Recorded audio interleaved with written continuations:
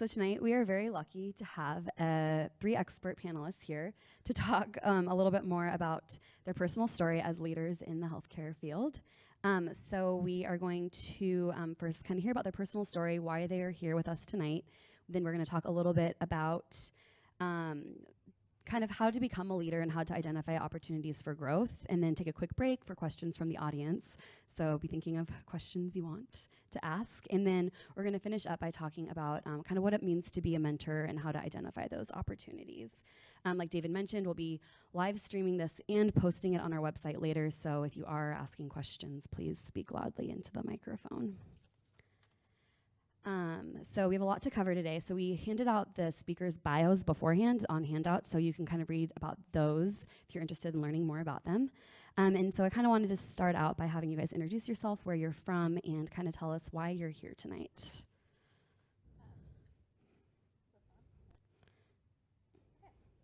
Now is it on? Yes. Hello. I'm Ann Wyler. I'm the CEO and co-founder of Wyler.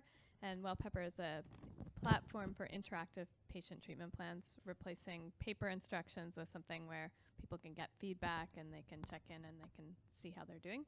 And I guess how did I come here? I came here because I founded a company. And really, the route to leadership, that's probably the hardest path that you can possibly take, but it's very rewarding.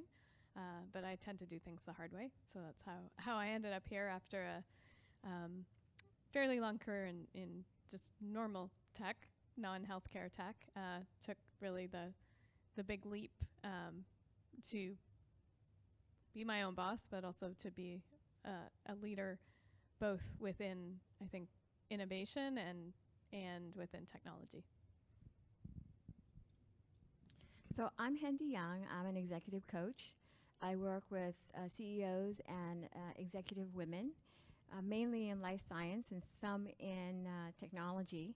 My background is I was a head of HR for 20 years for startups and emerging companies in life science, and executive coaching is a part of my job that I love the best. And so 2 years ago, I headed out and started my own company. I'm here because I am fascinated by leadership courage and leadership confidence, and all people's journey to leadership and what it really means in different contexts, whether it's a professional context, a cultural context, or whether it's just a context in their personal lives. And so I'm really happy to be here with you, and I'm excited to learn with you along as I listen to these panelists that really know what they're talking about. Well, some of us do. My name's Paul Anderson. I'm a former CIO for Providence and a couple other health systems back in the Midwest. I have about a 35-year career in technology, and fairly safe to say I'm pretty much the oldest guy in the room.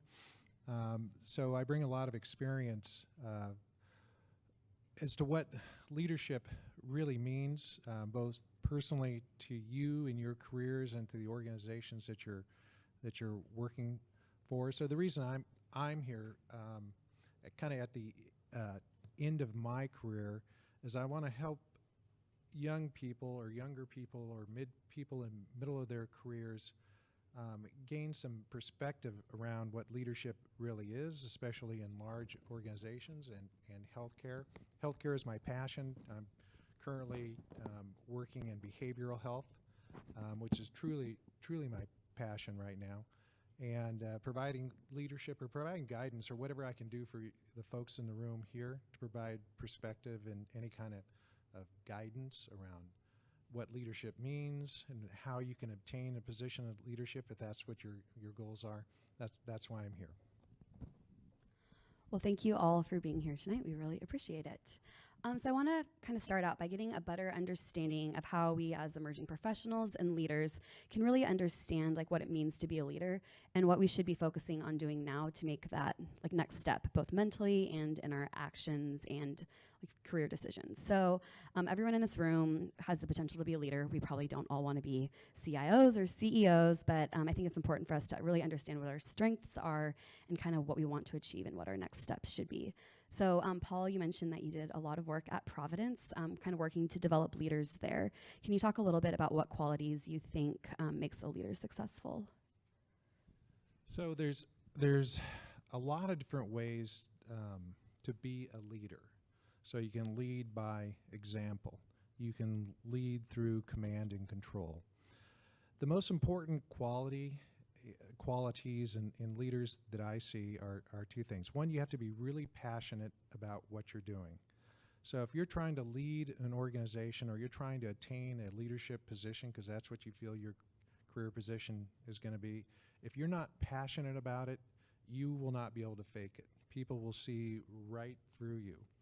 So if you're not in the field that you feel passionate about or working for an organization that you feel passionate about, my suggestion would be find find a better place for you personally. Don't try and put yourself in a position where you're going to be leading people where they can look at you and say, I don't think this person's sincere about what they're doing, or they're just coming here to do their job.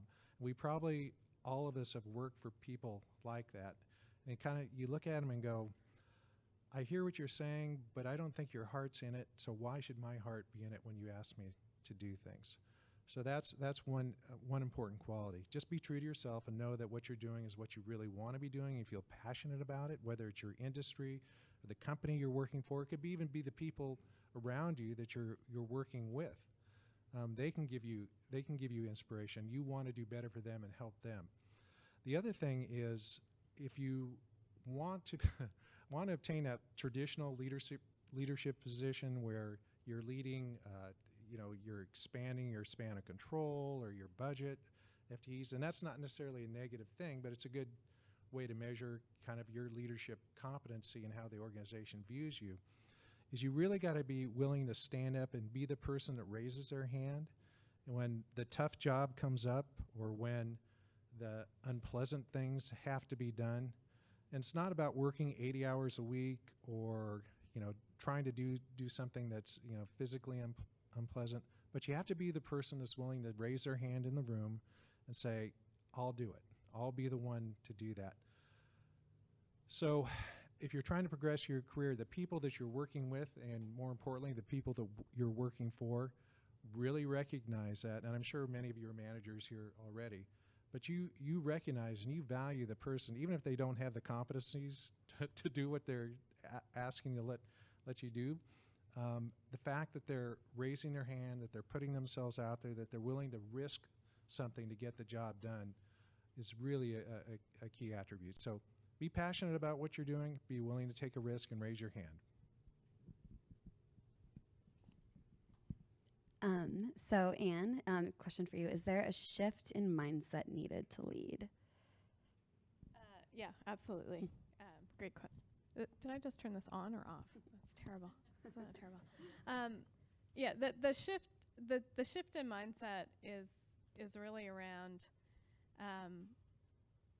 looking at problems and getting excited by them, and needing to be able to see things as they could be, not as they are. So, when you're in something, sometimes things seem like, it couldn't possibly change. There are all of these constraints. This is the way it's always been done, or my manager said this can't happen. And if you take that, you're not going to be leading, and you're not going to be trying to do new things, and certainly you're not going to do what I did, which I'm not sure anyone should do, which is a startup. No, I'm just kidding. But really, like, if you can't see how things could be, you can't lead, because that is, the leadership is around seeing how things can be different, and seeing how you could starting to break down, how could you get from here to there, and then how can you bring people along, because you can't be a leader unless people are following you. You can lead in your own life, in your own career, and say, I'm going to be the captain of my career. I'm going to lead myself. But you need to be able to get people to go with you. And to do that, you have to have some vision. You have to be able to articulate that vision. And you have to be okay with people saying, she doesn't know what she's talking about. that's probably one of the hardest things. You've got to believe in that vision, even when there will be people saying, no, it couldn't be. It can't be different than it is.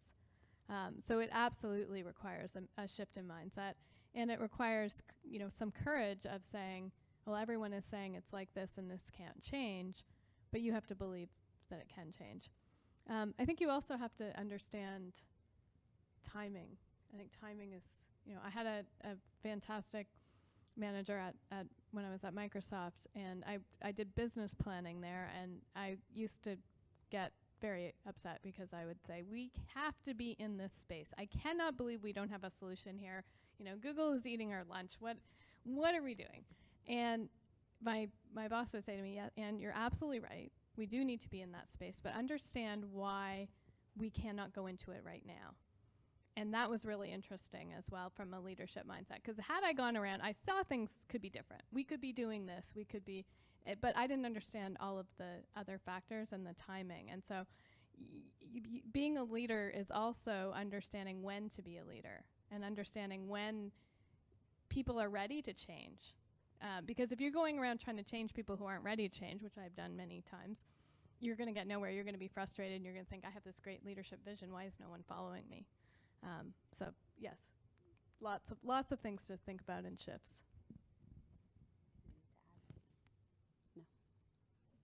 I just realized this was live stream. Google didn't eat Microsoft's lunch in anything.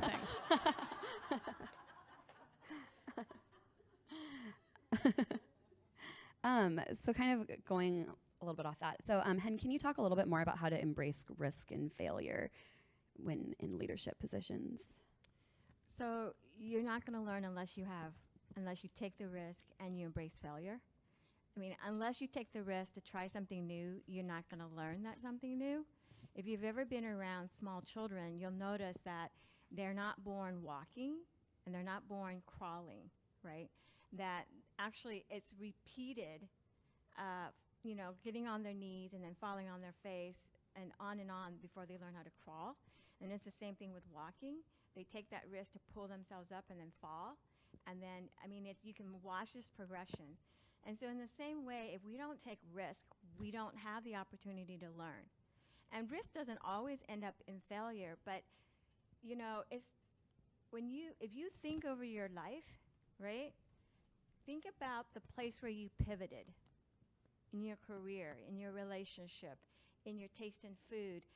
In every instance, there was a significant failure of some type that pointed you to a different direction.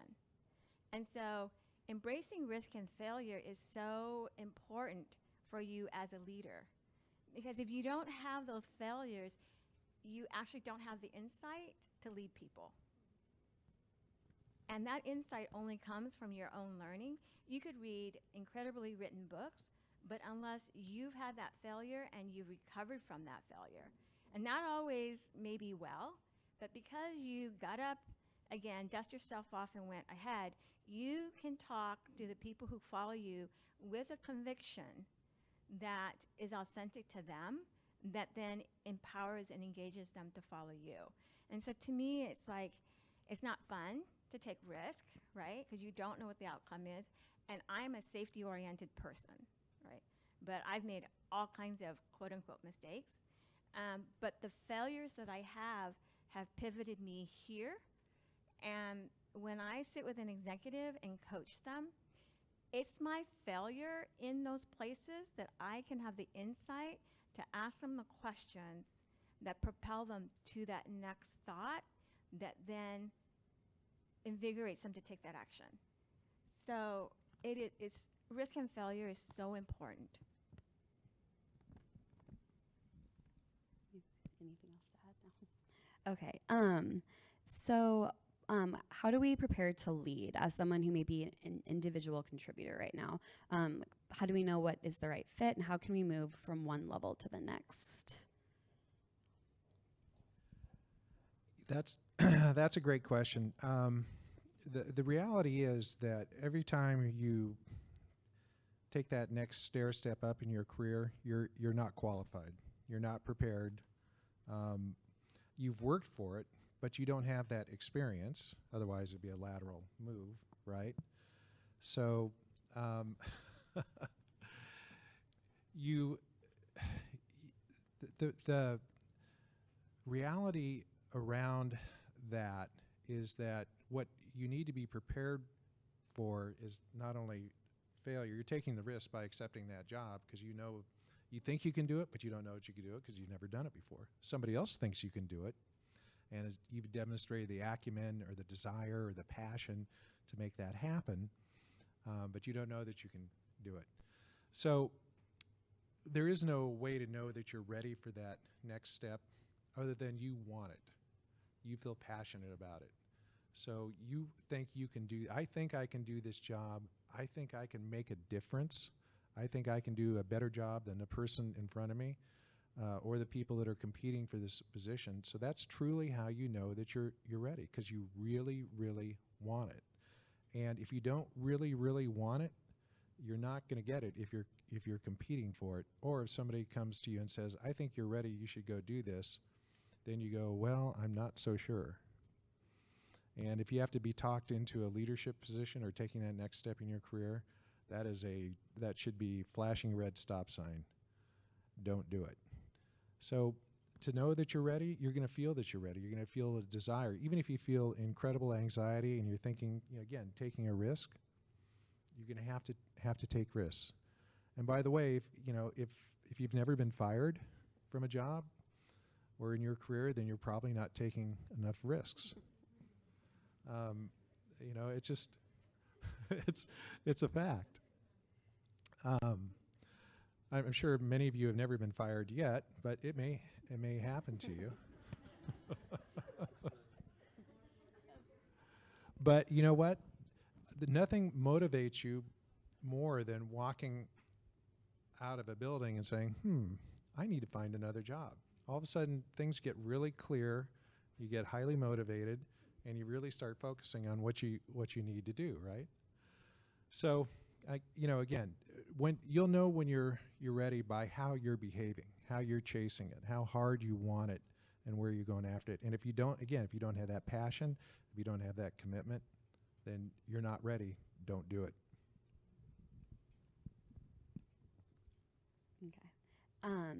Hen, I know you have a lot of experience specifically with women in leadership positions through your research. And so what has that taught you about the challenges of leading as a woman?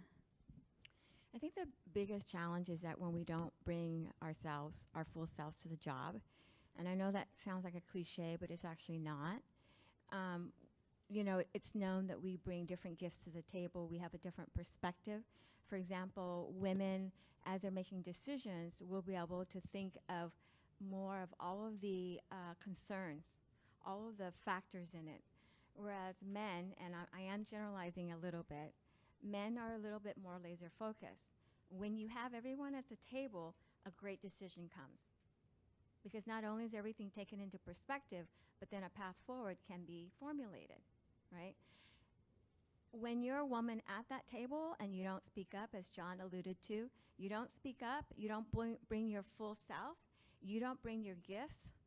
Those are the natural talents that come to you that you never had to learn to do, they just come. You don't bring your competencies, that's your technical abilities, and you don't bring your compassion, then you are actually withholding what's really important for a great decision and a great discussion. And so what gets in the way of women is when they're not fully themselves. I only talked to 52 executive women. That I did that because of my leadership. I still do have a huge curiosity around leadership courage, leadership confidence. And so I went out and I interviewed 52 executive women, and I asked them 13 questions. And very consistently, the leaders, the women leaders who were enduring, not the flash in the pans, but the enduring ones, the ones that lead continuously, even before they held an executive position, or even when they're in areas and they don't hold any title. The thing that differentiated them is that they brought their full selves. And you know what? The people around them knew that, because they were their full selves, regardless of the situation, regardless of the audience. They were their full selves. And wherever they were there because there was a complete alignment to their values. And because of that, they were really powerful for the people around them. One of the questions I had was Do you know a woman who broke into the old boys club and is still powerfully herself? And that was the answer. She's fully herself no matter what the audience. And so to me, that's the biggest thing about leading as a woman, is bringing your full self, bringing your emotions, bringing everything about you.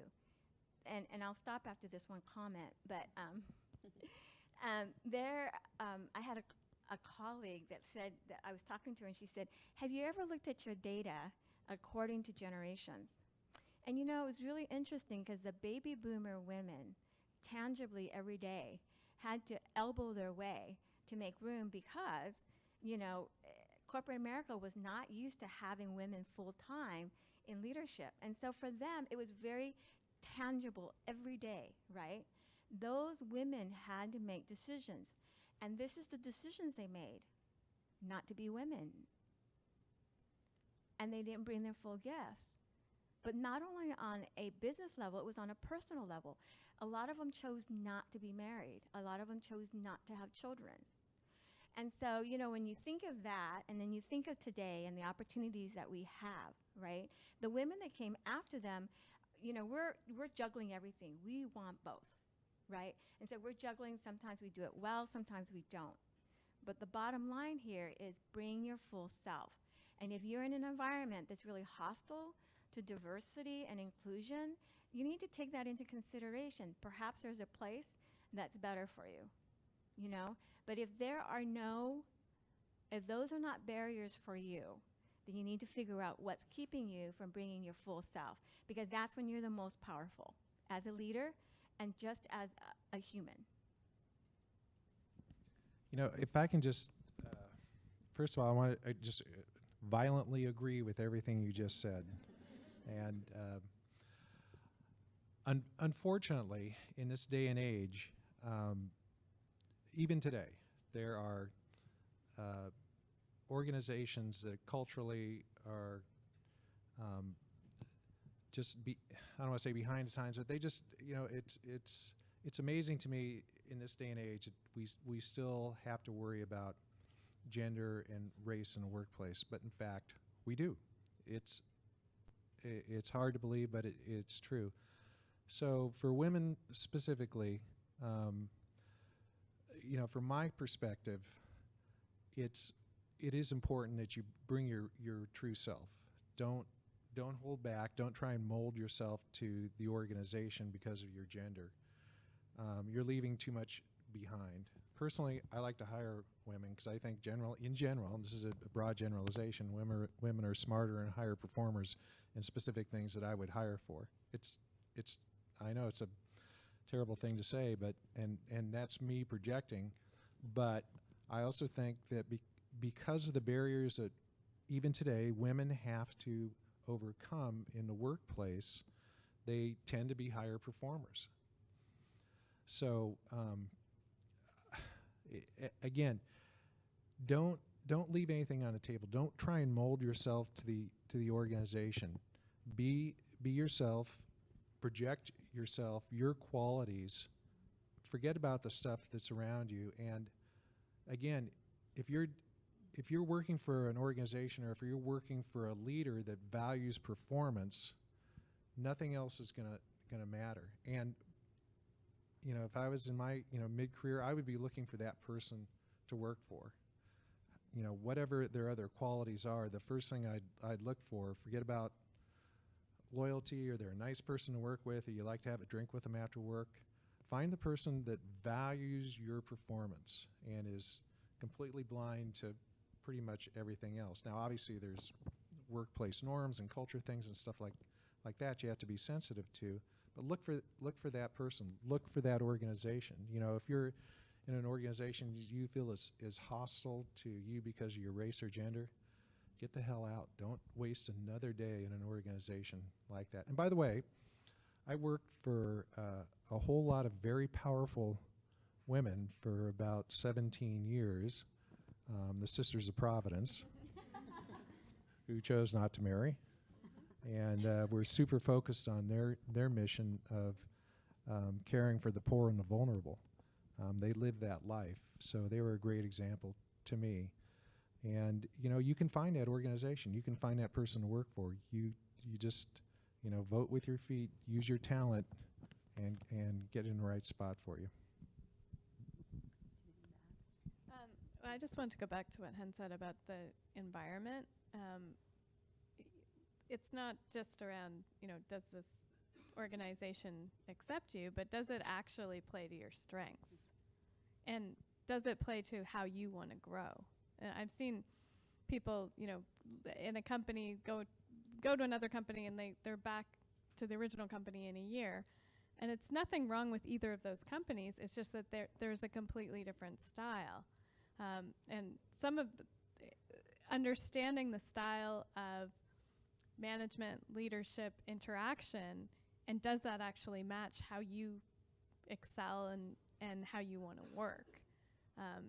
That's how a place, you want to look for the place where you can be a leader because your style matches the company style, because you're just, you're not going to change. In a very large company, you're not going to change that type of interaction. So think about that in your workplace and think about, does it play to your strengths? And if it doesn't, then what kind of organization would and what kind of environment would? Thank you. So now we're going to open up to the audience for questions. Anyone?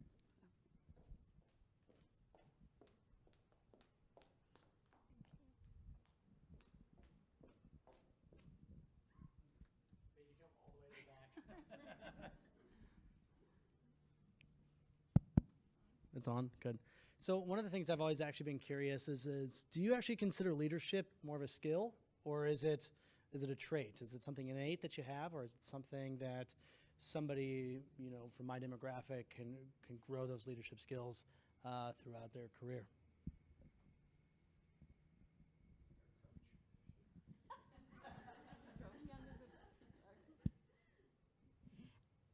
It depends. If you're talking about sports, you're born with it. Honestly, think of the greatest sports players. It's it's not athleticism so much as it is the fact that they won't quit. Michael Jordan is famous, I think, for the fact that in his high school or grade school, they told him, you're not really cut out for sports, stop playing, right? But it was his love of the game and his determination and just that drive, and that's why he's a great athlete. But he also, as he grew and his body grew, right? I mean, the span of his arms, his height. If we're talking about leading people, right? There's something, we're in the United States, but if you look around the world, leadership means a lot of different things. And so the question of whether leaders are born or leaders are made, I believe leaders are made, because leadership has such a broad impact and such a broad definition depending on what your life context is. Leading is actually being willing to be ahead, being in front, not so much because you're in front, but because you're willing to take the first hit so that you can help whoever's next to you, beside you, behind you, go forward. And to me, that's leadership, and that can happen in so many different ways. And so my answer is leaders, you can learn to be a leader. It's not something that you're born with. I think there is some innate desire to do it. Like, I've worked with people before where in a work context, they didn't really come across as leaders. They were highly competent ICs. They were passionate about what they were doing, but they didn't want to be that out in front. But in their church, in their kids' sports team, in all kinds of other things, nonprofit volunteering, they were out ahead. So I think that there is an innate desire to be a leader, but it's situational. And so if you don't have it where you are, it doesn't mean that you're not a leader. It just means you haven't found the thing you want to lead.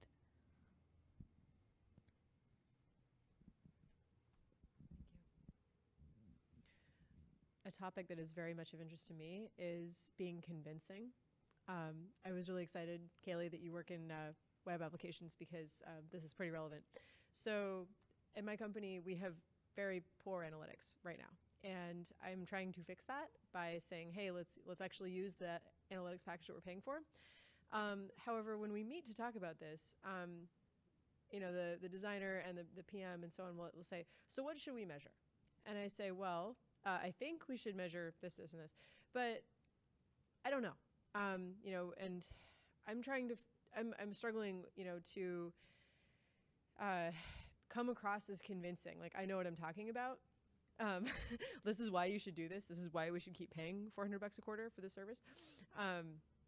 And I'm wondering if you have any tips, or if anyone has any tips on like exploring a region where you don't actually have a lot of background and coming to the table with a set of, or maybe I'm answering my own question, but like, I don't know, but like how is it that people come across as knowledgeable when in fact they're not? Thanks. So, as an executive leader, I never let facts get in the way of my opinion. But one strategy around that is coming into it with complete transparency, saying this is what I know and this is what I don't know. But this is what I do know is leading me to this conclusion, and laying that out in a very very straightforward way. If you don't know what you're talking, if you don't know what you're talking about, somebody in the room probably does, and eventually you're going to get called out, or you're going to get the silent eye roll or stuff like that, right? So you have opinions are valid, and they're formed because of some reasoning behind it. Get that reasoning out on the table. Explain why you think this is the logical conclusion of where to move to, and then ask people to challenge it. Say, okay, ask the engaging question. What do you think about that? Am I wrong about this? What do you think about this? And get that conversation going and moving along. So if you just throw stuff out there saying, this is what I think, without any context, without kind of self-handicapping yourself, I don't know everything about it, but this is what I know, and just leave it at that, you're just setting up for the soft no. People just don't carry it forward. But if you engage them in a conversation, let's force the conversation around to a logical conclusion. At least you're getting somewhere with it. So that's a good strategy. Or call in outside expertise to back it up. Those kinds of things.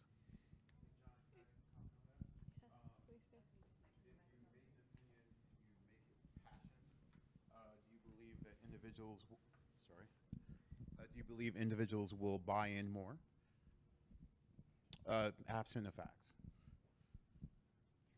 So, yeah, there's a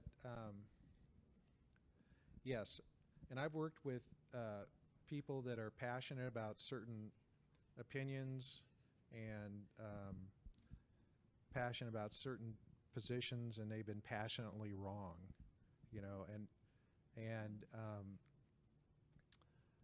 so showing a lot of passion, a lot of conviction around a certain thing is a good way to move something forward. I've just been, for lack of a better way of explaining, I'm always a little bit suspicious when people are too passionate about something. I'm a little bit more analytical because I've been burned so many times. So when I like to see conviction, right? And saying but also I want to see it backed up and say I think we ought to be doing this. Like I know we need to do this. Like, great. Why? Explain to me, why. And if they have the same passion around it, we need to do it for these 5 reasons, and here we go. And by that 5th reason, I'm convinced. Okay, I'll sign up for this decision. If somebody says, I just know I'm right, I'm like, well, I don't know you're right, and we need to explore this further. But again, don't discount my earlier comments about passion and conviction around when you want to get into a leadership position. That's internal. That's about you. There's the facts are how you feel and what you think you can do. So I don't want to conflate those 2 things, if that makes sense. I was going to say on your original question, I don't know if it's about sounding convicted when you're not. I don't think you know what you're trying to do. Like, do you want to own metrics, and do you feel passionately that the company is missing something because you don't have metrics. Because your example was we should use the software we're paying for. I would say you should stop paying for the software. So what do you try? It's not clear what you're trying to, what change you're trying to affect with them. Well, in specific, we've had a lot of problems with decisions being, design decisions and product decisions being badly communicated from on high. So I thought that a way to basically slow down the pace of change would be to say, okay, well, let's measure the efficacy of that change. And if we find that it doesn't have good engagement, then rather than propping it up, maybe we don't continue to support it. So it's really my way of trying to guide product development from the perspective of let's not keep keeping features into this thing that Right. So you're extremely convicted. Yeah. You're just saying the wrong. You're fighting the wrong battle. Yeah. You're extremely convicted. Don't make it about the BI software and metrics. Make it about the product improvement. Yeah, so the first question I would have in that situation, do you have agreement that those were bad design decisions? Especially if they come in from on high, that's a tough nut to crack, right? I can't remember how, if I've ever made a bad design decision myself, because an executive. People usually won't tell me I have. But that's, gaining agreement around those kinds of issues, saying, everybody might not agree that there's a problem. So define the problem first, and then, again, couching it, but say, okay, this is a problem. Do we agree it's a problem? You get agreement with the problem. Say, now that we need to fix it, here's a way to fix it. Let's use the stuff we've already paid for and get some metrics around it. So I want us to just freeze frame all of this conversation, and I want to tell you guys, this is really common of what happens when we sit at the table. We are observing, Ari observed something, right, over and over again. It's instinctual, or it's something that's gut, or it's something that she doesn't know how to put words around, but she's observing something. And that's exactly what she should be doing. That's exactly what we should be doing. And then the next responsibility we have is to be honest with ourselves, gather the data, and dig down and say, really, what is the real issue, right? And Anne brought out the real issue. And then at this point, Ari then has the opportunity to be courageous in her leadership and put it on the table and discuss it. But what happens is that a lot of times we sit with it and we don't put it on the table because no one else sees it. It's just us, and so therefore there's something wrong with us. No. Remember what I said about gifts and competencies and compassion and observation? That's what we bring to the table. That's why we have to bring our full selves. But we also have the responsibility of, like Paul said, backing it up with data, and like Anne said, dig down and say, what is this uncomfortableness? And really articulate it, and then have the courage to put it on the table, because Ari, you may not get the satisfaction you're looking for, but you'll be able to say, I put this on the table. We need to have a conversation about this. And this is the impact of all of these changes so often. It impacts our bottom line, or it impacts our morale, or it impacts this, that, and the other.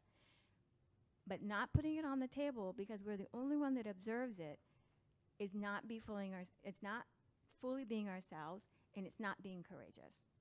And so this is excellent. Thank you, Ari. Well, can we do more than one question, or? Okay, I don't want to cut him off, but since I have the microphone, okay. She's a strict taskmaster.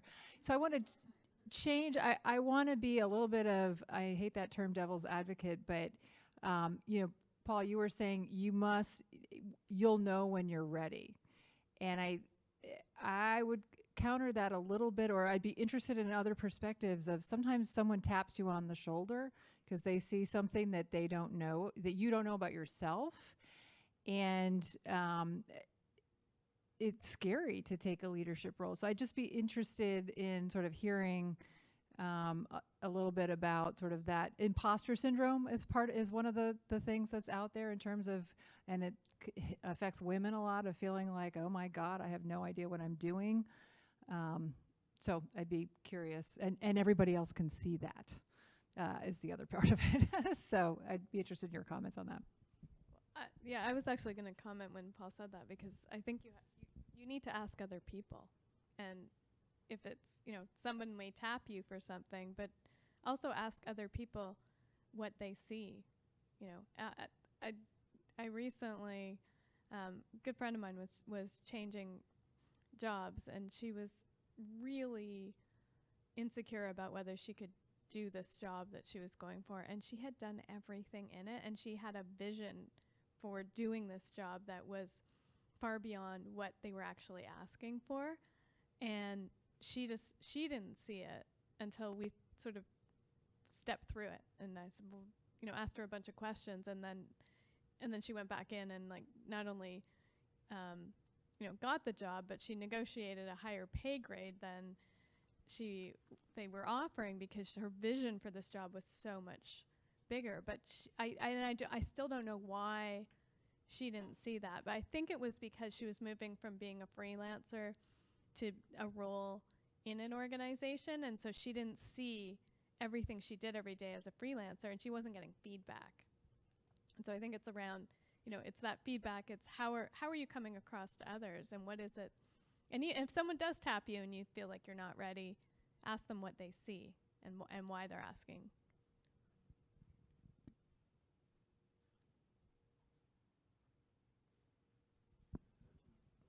Just to add on to that a little bit, I can't tell you how many times I've sat in my office or looked in the mirror and go, you don't know what the hell you're doing. And I think everybody in a leadership position has felt that at one point or another. That's very common, and I think that's pretty gender neutral, actually. So the tap on the shoulder, again, sometimes you have to talk things out with people and organize your own thoughts and emotions around what lies ahead. So one of the hallmarks of my generation and being male is we don't talk about that stuff. It's all internalized, right? And that's one of the great strengths of younger people today, and again, not to be gender specific, but women have a much better ability to verbalize their emotions and talk to people and reach out and gain strength from circles of friends. So definitely when that tap on the shoulder comes and you don't know if you really are passionate about it, talk to somebody about it and verbalize it and say, well, this is what I think I can do, and see if that passion builds, and see if that, if your heart's in it. And again, sometimes you have to pull away the layers to do it. It's really hard for guys like me or Rob. That's our generational kind of cross to bear. We don't verbalize and we don't reach out emotionally generally to. I've never been accused of not verbalizing something. Case in point. Example one. So, anyways, yeah, that's a great way of kind of framing the answer to the question.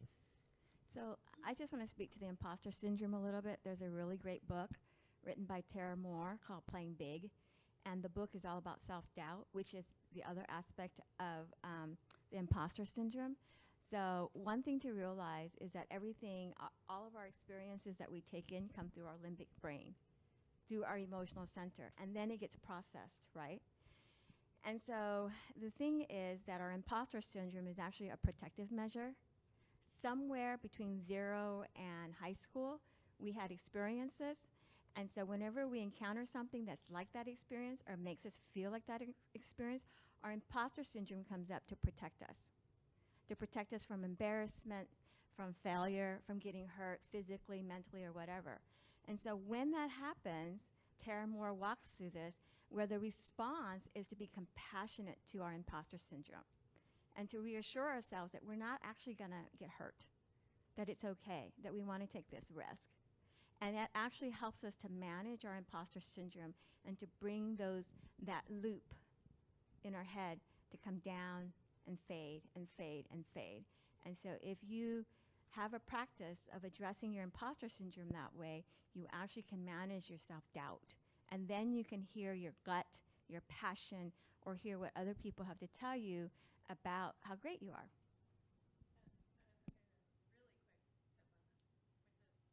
There's something called the Dunningkruger effect, which is people who are completely incompetent do not know it.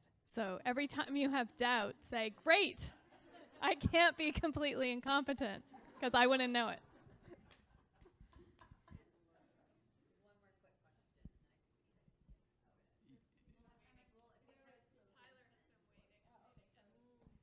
I have a question about taking on new tasks and challenges to build your leadership skills and to kind of prove to those that you're working with that you could be a leader.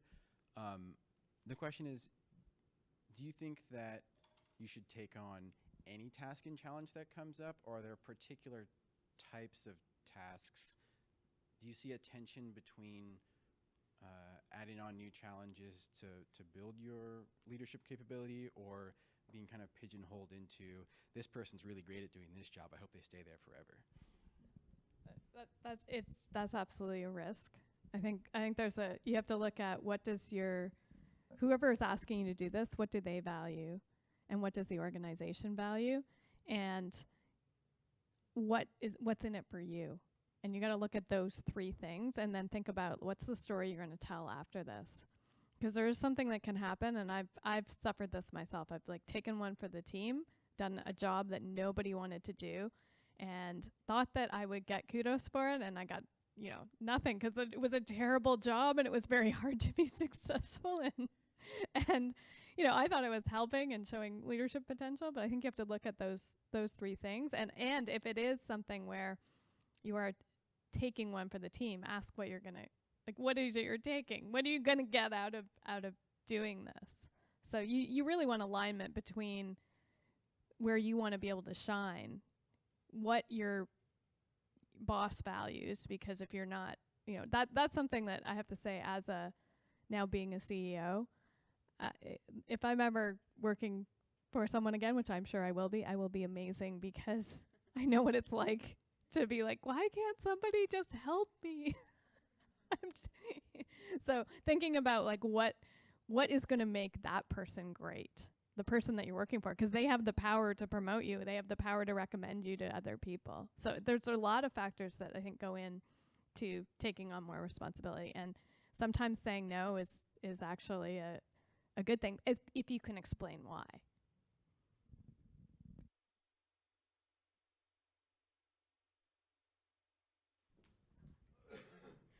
So I want to take the last part of our night to talk a little bit about mentorship and what that means. From a personal experience, I know when I first graduated from college and landed my first job, I had a lot of mentors that just kind of naturally fell into my lap. And they were really crucial in kind of giving me confidence and helping me shape my career path. But then I went to grad school, and now I'm kind of further along in my career, and I don't really feel like I have an understanding of how a mentor can kind of help me today and how to kind of approach that.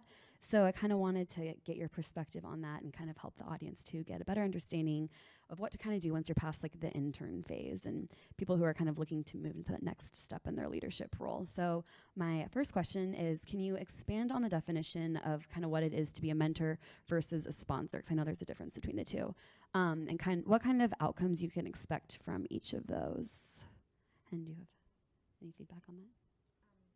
So I'll tell you what the commonalities are between the mentor and a sponsor. First of all, they can be inside or outside, right? So that's the thing, is they can be mentors, can be internal mentors, can be external mentors, sponsors, internal, external. Some companies have formal programs for mentorship and sponsorship, and then it kind of ends there. Mentorship is about advice, guidance, someone you can talk to. And that person, you should always ask yourself, why do I want them to mentor me? You can't have a mentor for everything, because usually you go to a mentor for a specific type of mentoring, right? So, some kind of a specific expertise that they have. And they can be with you for a long time, depending on what it is you want to work on. Sponsoring is really, really different. And a lot of times the two words are used interchangeably, but it's not the same thing. A sponsor is a gatekeeper. They have something that they need done. and they are attracted to competencies and demonstrated execution.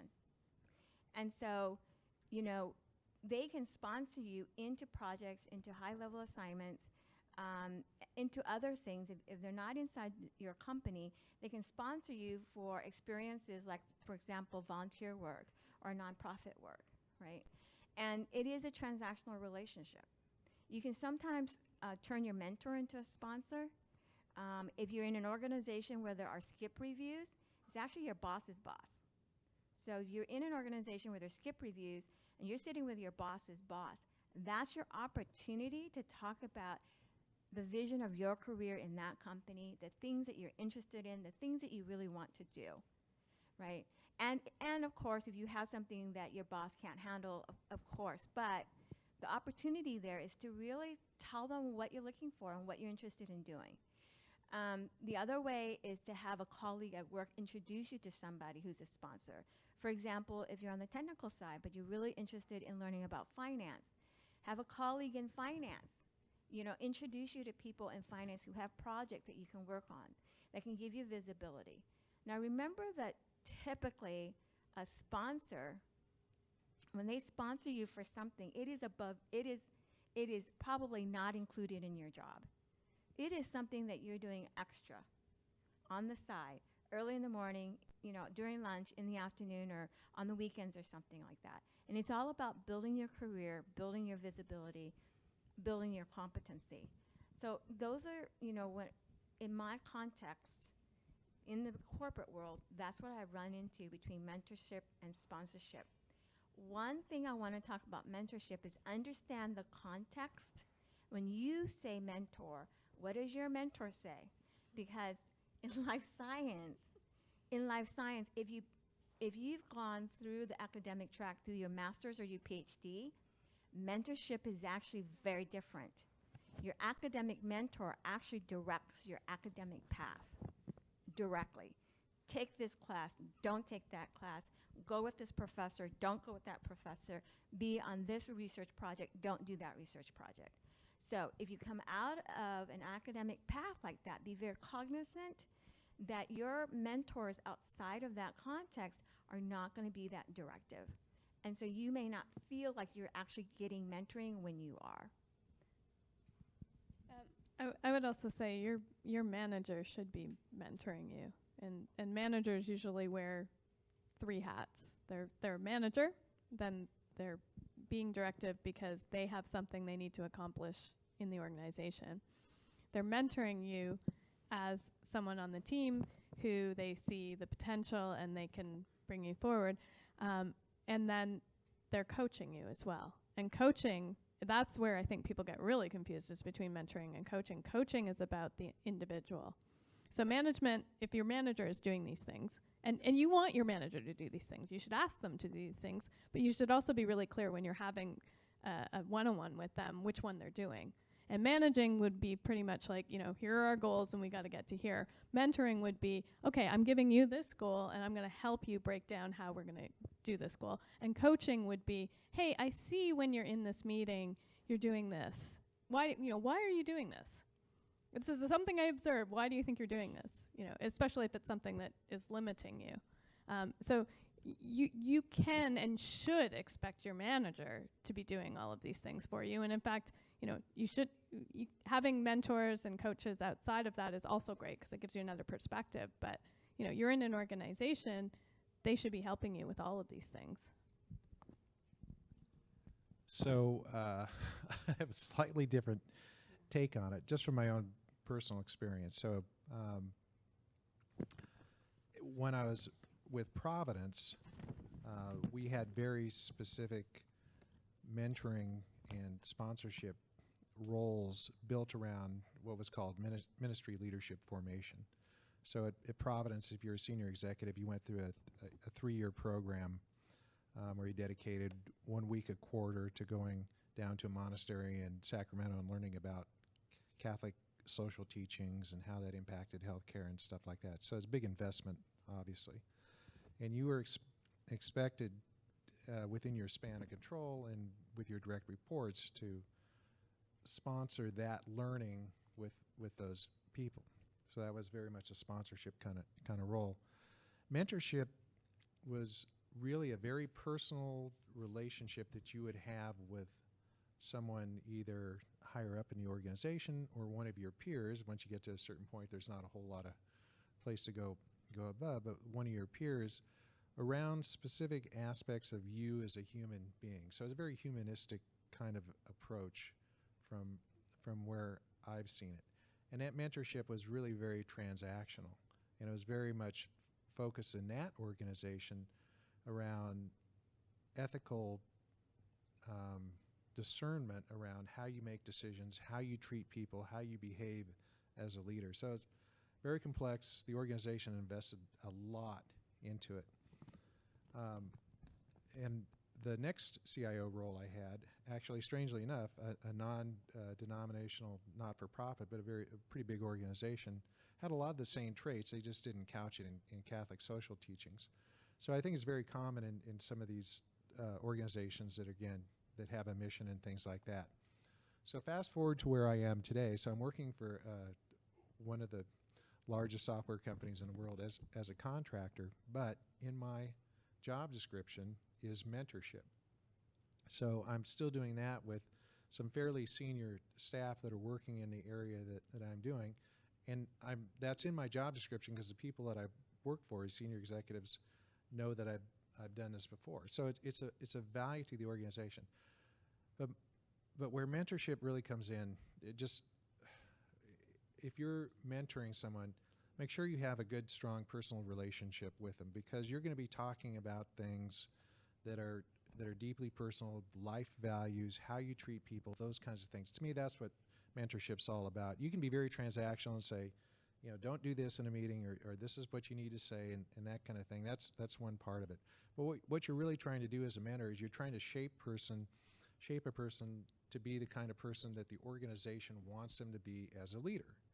So you have to be keenly attuned to what that culture is and what the expectations of the organization are, have that relationship with the person, and give them that guidance to build themselves, not just to behave the way they're supposed to, but to really get it internally. So that's one thing. If you're looking for a mentor, you really need to find somebody, ideally it's your boss, if you can have that relationship, but you can't always. But find somebody that you connect with personally, that you feel you have strong communication skills, somebody you can relate with on a personal level, because you're going to have some very deep conversations that sometimes get outside the normal bounds of what you would seem appropriate in the workplace. But in a mentorship relationship, it does become that kind of level. So if you're looking for somebody to mentor you, find somebody that you feel like you can have a strong personal relationship with, but also someone that you look at and say, I want to be like that person. And that's the person you seek out to be your mentor. So a personal question from someone who is an emerging leader and professional. What if, how do I approach mentors that maybe aren't within my organization if I want kind of a broader perspective? Like how do I identify those individuals? Kind of like what should our expectations be? How do you set that understanding with them?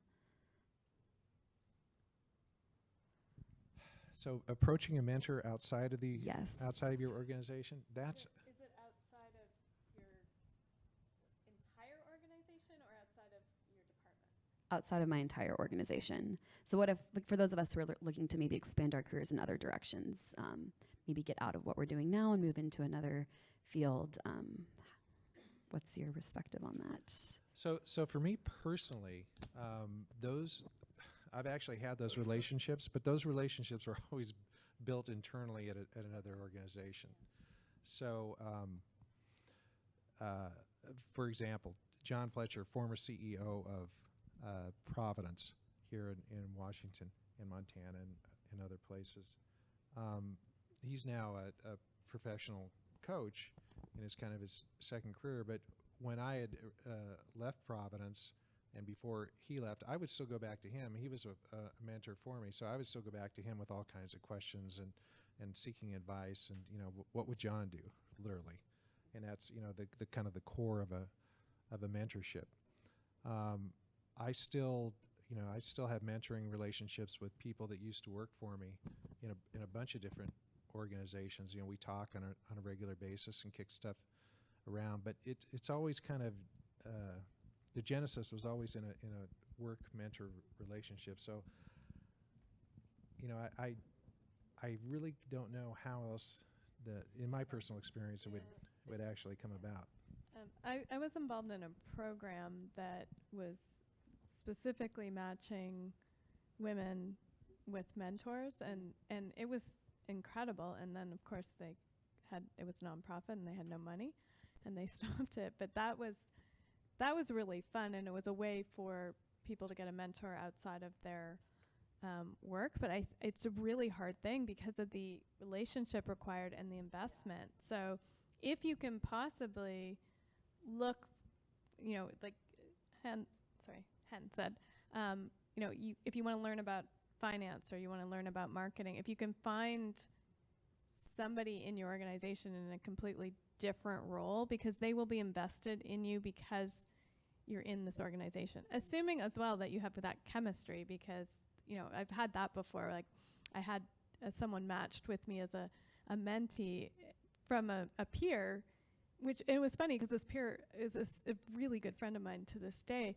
And the two of us, like the mentor mentee, we just didn't have any chemistry whatsoever. And I would, you know, it'd be like, I'd say something to her, she was looking at me like I had three heads, and I was like, okay, this is just so it's hard. You need, you know, I continued to mentor her because my friend and peer had asked me to, and we were all in the same org. But, you know, if I'd met her on the street, we wouldn't have had more than one coffee. So there's a chemistry and there's a reason to be invested, and maybe, you know, if you're looking outside your organization, maybe find somebody who's done the journey that you did.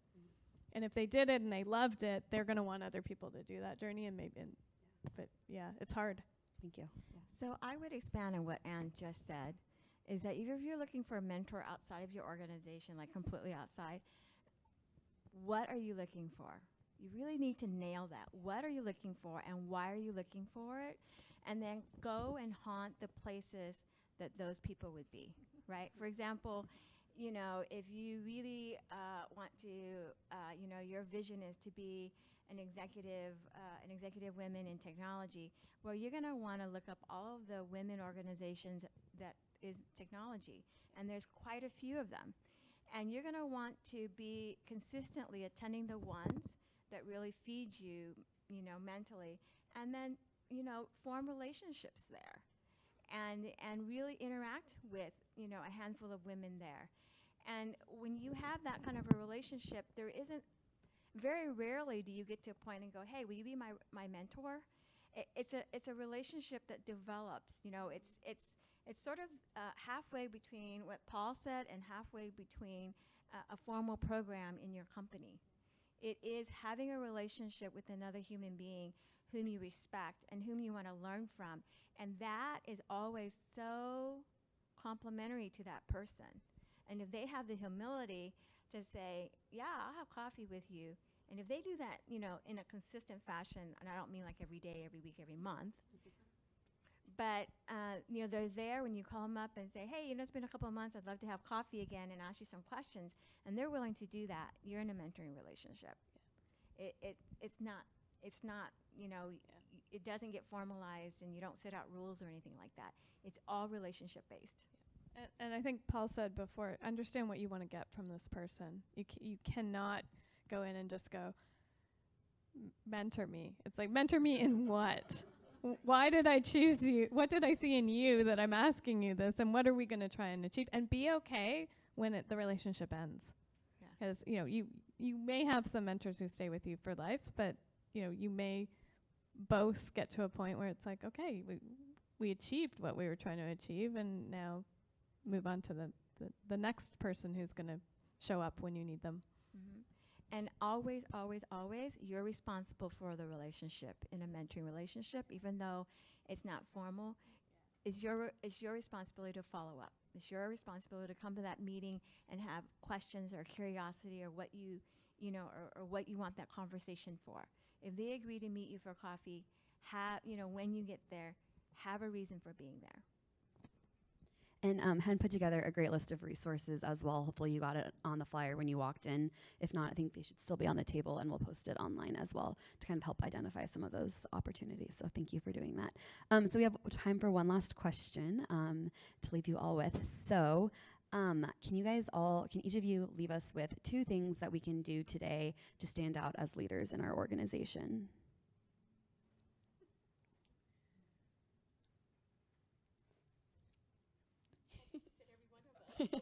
Each, if you so how can we stand out as leaders in our organization?